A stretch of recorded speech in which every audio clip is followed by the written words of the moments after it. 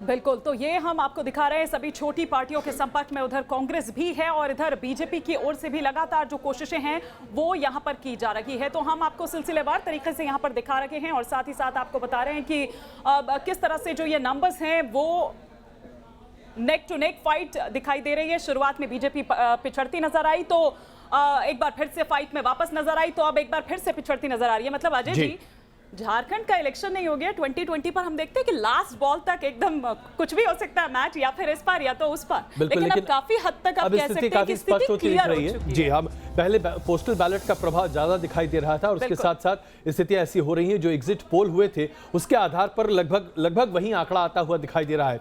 विजय सोनकर शास्त्री जी और आलोक शर्मा जी हमारे साथ मौजूद हैं। विजय सोनकर शास्त्री जी, महत्वपूर्ण सवाल ये कि अगर 28 सीटों पर ही आपकी पार्टी सिमट कर रह जाती है तो जाहिर सी बात है सरकार बनाना आपके लिए आसान नहीं होगा, लगभग असंभव सी स्थिति होगी, क्योंकि सरकार बनाने की प्रक्रिया में फिर जेएमएम और कांग्रेस आरजेडी आगे रहेंगे। लेकिन इसका क्या सिला मिल सकता है, किस नजरिए से भारतीय जनता पार्टी अपने इस परफॉर्मेंस को देखेगी अगर ये रुझान आंकड़ों में तब्दील हो जाते हैं?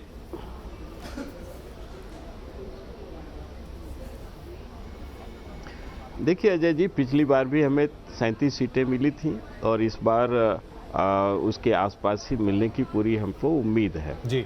अब जो वर्तमान स्थिति जो चल रही है और जो वर्तमान रुझान आ रहे हैं उसके आधार पर मैं स्पष्ट रूप से कहना चाहूँगा कि हमें उसी के आसपास दिखाई दे रहा है और हमारी पार्टी की तरफ से प्रयास निसंदेह होगा, क्योंकि मैं इस समय आप लोगों के साथ ही लगातार सुबह से हूँ, इसलिए मैं ये नहीं कह सकता कि उच्च नेतृत्व क्या कर रहा है या हमारे यहाँ सरकार बनाने के लिए क्या जोड़ तोड़ हो रहा है।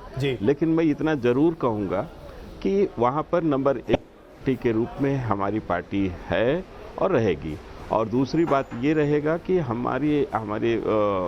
विजय जी यहाँ पर हम आप नंबर 1 पार्टी जरूर हैं, लेकिन प्री पोल अलायंस है। विजय जी, मैं क्षमा चाहता हूँ, मैं आपको बीच में रोक रहा हूँ, लेकिन यहाँ पर आप प्री पोल अलायंस और सबसे बड़ी पार्टी की बात कर रहे हैं। जाहिर सी बात है प्री पोल अलायंस जिसके पास नंबर्स हैं 42 सीटों पर वो आगे हैं, तो जाहिर सी बात है सरकार बनाने का न्योता भी प्री पोल अलायंस को ही राज्यपाल देंगे। बिल्कुल बिल्कुल, अगर ऐसा हुआ तो जरूर राज्यपाल की तरफ से उन्हीं को जो अलायंसेस के लोग हैं उनको जाएगा। लेकिन आपने देखा होगा कि महाराष्ट्र में क्या हुआ था, प्री पोल अलायंसेस के कैसे धज्जियां उड़ाई गई थी। लेकिन हम लोग ये सब नहीं चाहते हैं, लेकिन हमें अभी भी पूरा विश्वास है कि हमारी बस एक सवाल और, तो क्या मैं ये मानूं कि आप जेएमएम को तोड़ना चाहेंगे कांग्रेस के पाले से? मतगणना का जो रिपोर्ट आया है वो 7वें 8वें राउंड का है। क्या ये मानो विजय जी कि आप जेएमएम को कांग्रेस के पाले से तोड़कर अपने साथ मिलाने की कोशिश करेंगे, ठीक वैसे ही जैसे शिवसेना चलकर कांग्रेस के साथ जा मिली?